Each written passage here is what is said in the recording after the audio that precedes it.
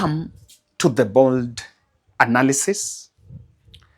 I had really kept off the whole story about the death of Beryl Odinga, the daughter of Jaramogi Oginga Odinga, and the sister to late Raila Odinga, who died last week. That was just a few weeks after late Raila Odinga was buried. And of course, I've been following bit by bit on what is happening there. The country was shocked when Odinga family raised their voices asking the people of Kenya probably to contribute for their burial plans. And all that really pointed to what exactly is happening. And people went to question so many issues around it. However, I've been following and I realize that being that Beryl was Raila Odinga's sister, it was a very high profile affair, of course. But the latest message from Beryl's sister Ruth Odinga today, when the body arrived at Kisumu Kisumu Airport, is the message I would want us to look at this point. And kindly, before getting to that, I'll want to humbly request you to subscribe to our channel, click the notification bell, and like our videos. And thank you very much for supporting this podcast. Of course, moving it to the next level. But from political analysis, we're the only podcast that also runs a foundation to respond to the needs of the society when we are called through. And we touch into shelter, sponsorship for education, and also some urgent medical appeals. Those are the three pillars we work. So sometimes even as you reach out, Nyanza on a message, but we are much inclined in those three areas. I want to give some updates first. I saw the funeral ceremony in Nairobi, and it was my feeling that if Odinga family was asking public to come to their aid after the death of Beryl, then there was some mishap somewhere. Were they abandoned? For me, that is one thing I was trying to look at throughout all this. Have they been abandoned by perceived late Raila friends? I'm not seeing the Raila friends prominently coalescing around the Odinga family. And maybe we are asking for too much, but you really understand the fact that at this point, what exactly happened is Raila just died last month. Raila was just buried in October. And at that point, the issue of the sickness of Beryl was in the public. It was even made there, and people said we will stand with the Odinga family, this and that. But I'm going to explain a bit of that, listening into what Ruth Odinga have said. This family has undergone a lot of pain. This family has undergone a lot of pain. And I just looked at this video when Beryl's body was being taken to Kanguka Jaramogi, when the house was driving through and when they're carrying the casket there. Really, we really sympathize with this family. You sometimes think, some people really think that life starts and ends with politics. Interestingly, being that he was Raila Odinga's sister, Beryl lived a very private life. It is only Jaramogi, it is only Odour, Ruth, and Mama Ida, and the Ida's children, and Jaoko, who are in the political life. But Beryl lived a different life. And actually she worked in Nairobi Water. She was staff at Nairobi Water. That is why you see Sakaja was saying, ile position alikuwa Nairobi Water, they are going to give the daughter. They're going to hand it over to the daughter. So this family has endured. I saw this same place. This is December. 2 months ago, less than 2 months ago, the family was converging in this Kango Kajaramogi to give a send-off to most powerful man in that family. And you really, you need to agree that it works. It's taken a toll of them. In Kisumu, Ruth Odinga revealed a message and sent this message clearly, and it seems it was very intentional. So I think as a family we are going to still remain stoic, remain together, and be the resilient family the Odingas have always been. And we are here and will still remain here for everybody, and also hoping that you'll all be for us. The main reason why I'm here, my sister-in-law is going to say the vote of thanks.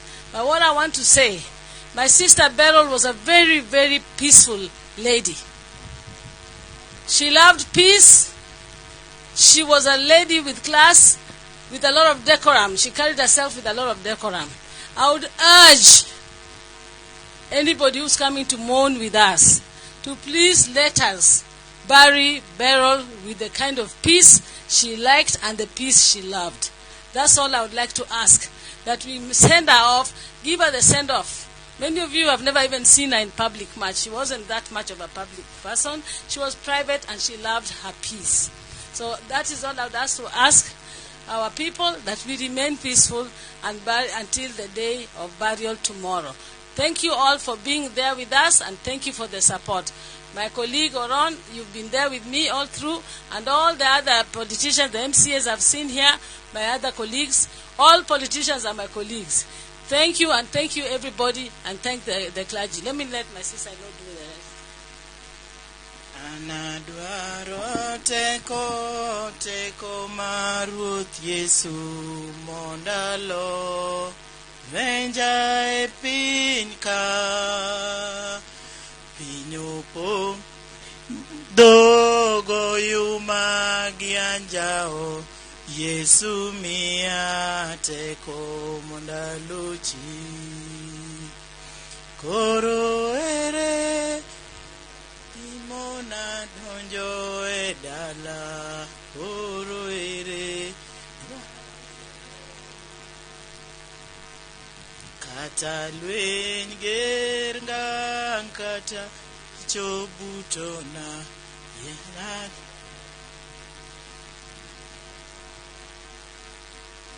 nina chako wuoth mar dhiyo Sayun.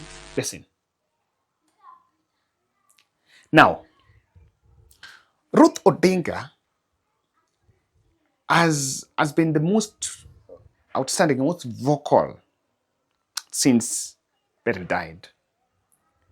She's talking in the context that if we are going to bury tomorrow, when we are going to bury tomorrow, we are asking for peace. So I want to answer it. There was this piece. I want to answer it on this to context. Number one, there is a key family feud. And allow me to get the soundbite of, I want you to get some, listen to this. Now, there's been a discussion, and that is what, there's been a discussion about her burial place. Opinion is divided as to whether she was supposed to be buried in Game or flown to Zimbabwe, where she was also married. And there is in Luo culture, there is that migogo. Migogo means sistako. Sasa migogo is your sister.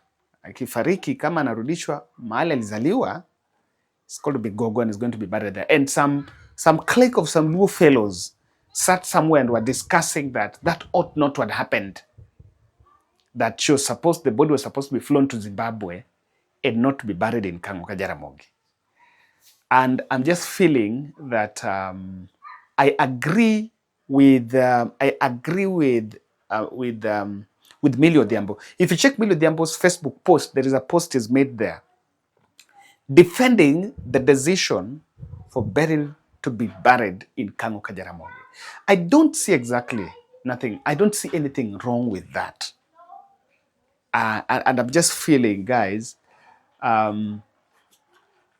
what Truth is talking about is because there were really underground discussions and some murmuring about the whole thing, that some people from probably Game or somewhere will bring up that issue. And they didn't want that issue. And that is why Ruth is talking about the privacy. That let's allow their wish to thrive, what they have decided to do. Things have changed. And I think, let me use this opportunity to address it, because this is a very sensitive law issue. Do you know kitambo, girl child hakuwa anapewa shamba. Now, the law allows the girl child to take a share of the land. Wow. Yes. And again, the world is changing. We know that there is the cultural question in it. And I strongly believe that no one should breach peace because Beryl is not being flown to Zimbabwe or being buried in game. That discussion should be a matter that should be settled, and because the family had decided. Now, the other factor I think Ruth is also addressing here is the political class. There have been a lot of political heat in the Luo nation. And just like how it happened at Raila Odinga's funeral, where the bread-based politics took center stage, and I honestly admire the way the larger Odinga family carried themselves around when Raila died. At that funeral, maybe all of us were expecting them to address the politics of broad-based. They decided to stay neutral. They avoided that discussion, never addressed it, and they allowed other political players to say whatever they wanted to say. But Odinga family decided not to take that center stage, that opportunity to speak about politics. So we understand that there are going to be a flurry of activities there. The county, or rather the leaders, both political leaders from the Luo nation that were coalescing around the ODM party, will want to take that opportunity to make some political statements.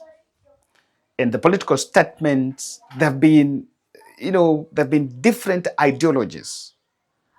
What everyone is saying something different. There have been no one voice that this is what it is. And probably that is why it is coming out clearly. That is what Ruth Odinga is addressing.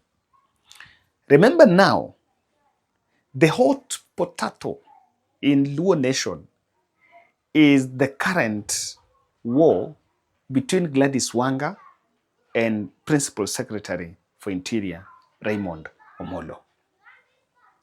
A discussion that I honestly believe should not even exist at this same time. It should not exist. And whoever feels, if PS Raymond Omolo feels that development is going to Nyanza because of him, so be it. If the broad-based team on Raila that came with Raila feel that they've been brought more on the table, kila mtu avute upande wake. But never again should we charge the masses into a contest that surely doesn't belong to them. The third aspect is the Siaya politics. Siaya politics is very huge at this moment, and especially the governor's contest, where James Orengo is facing off with Gumbo. I understand our MP, my MP, Sama Tandi, could also be joining the race. So the fair politics is also there, and even some Atandi had joined the race. This will be some opportunity for political opportunists to try to take advantage of the whole thing. So, ladies and gentlemen, that is my take, and let us meet in the next.